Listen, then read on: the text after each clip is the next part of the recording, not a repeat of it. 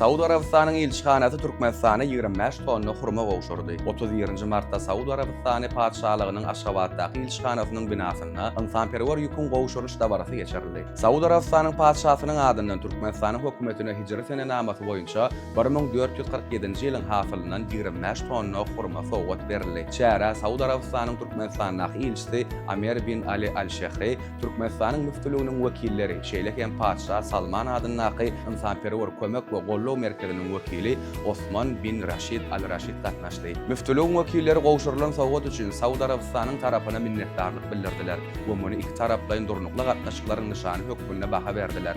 Şeýle-de Saudy Arabistanyna haç we umra ziyaratlaryny amala aşarýan türkmen ziyaratçylar üçin göredilen şert aýratyn nygtalyp geçildi.